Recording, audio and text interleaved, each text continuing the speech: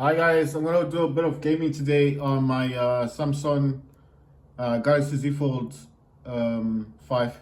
I remember I did tell you guys that I use this controller. It's got RGB on the left and right thumbsticks, X, Y, A, B. It does have a Type C connection at the bottom here. It's got no Type C in the middle. So it is a stretch controller. It's got thumbsticks, has no back buttons or anything like that. It has a reset button here, so if you ever mess up the connection to your Samsung, you can always you need like a pin, and then it's in the back here. It's just a little hole. It's a reset button. You just have to use a pin, and when you press down on it, it resets the whole controller. So basically, this is already connected to my Samsung. I'm gonna be playing Delta Force Mobile. I actually bought a DualSense controller, and I think this is a new model. It's a second gen.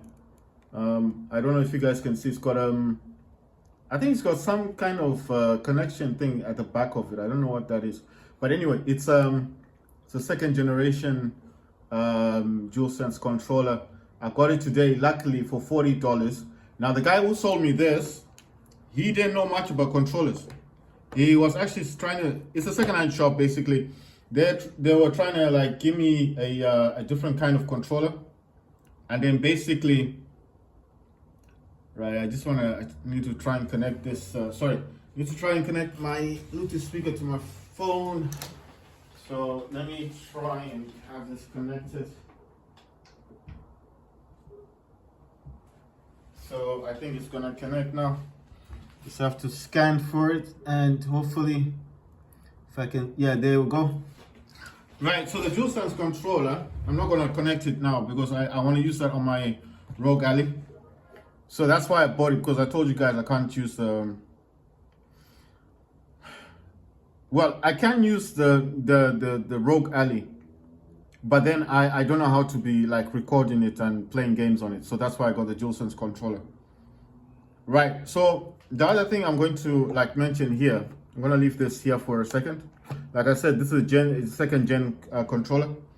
It's a PS5 gamepad, but it's a second gen. I don't know how else to say it, but it's a second generation DualSense controller. It has a B at the end of it. You know, it's like the first generation was the one. If you know about DualSense controllers, at the back of it, it's got that serial number with the 1, and then there's a 1.8, the one that doesn't have drift, and then there's the 1B, which is like a different generation. I don't know if it's a third generation or something from the DualSense. So that's the one I currently have, right? It disconnects because obviously it's idle. It's not really doing much. So I've just connected my Polaroid P2. It's got 2 speakers on it. The P1 is actually connected to I think it's connected to the Asus ROG Ally. Right, so ROG Ally is connected to the P1, which is only 1 speaker, Polaroid Bluetooth speaker. Right, DualSense is here. I already connected it, but I just testing it when I got it. So this is the one I want to use, the GC dash pad, which is this one, because I want to play Delta Force Mobile. So I'm going to go to the developer options, and in developer options you need to go into wait. I think I'm getting ahead of myself. I need to go into an app actually. Just find, where's that app? There it is. Right, so in this app, you need to actually connect this. This does, it vibrates. I don't know if you guys heard that, but it does vibrate. And when it vibrates, that means it's connected. So it vibrated, it's actually connected to my phone. You see, it's gone on. I'll actually show you that it's connected. There's no cable, there's no wire in this, and you can see that it is glowing. It's got the thing there, you see? It won't disconnect because it's connected. But to get this working, I do need to, this is just an app as from the Play Store. Let me just close these other things I have in the background. That's for games. There's a few other items that I have in the background. Right, so I'm gonna go into, I need to go into, let's see this one. I need to go into wireless debugging, but I need to turn on, okay, debugging is on. I need to go into wireless debugging, turn this on. You see, this is the controller right there. I told you guys that when I am using this controller, this controller in question, this one here, I do need to use wireless debugging, because this is how it works. That's how I'm able to play DualSense Mobile using this wireless. I don't know if this is like a Bluetooth gamepad or wireless gamepad. I don't know. I think it's like both Bluetooth and wireless, because it is connected via wireless here. You see, that's what it's called. Shanwan something. SHANWAN. So it's paired. You see, this is wireless debugging. I don't know if you guys can actually see it does say wireless debugging up there. Once you get this connected to wireless debugging, you also need to have your location. It works with location as well. It needs the location on. The other thing you need to have is the appear on top, but I think that one is already it should be already active. Let me just check. I think I may have passed it.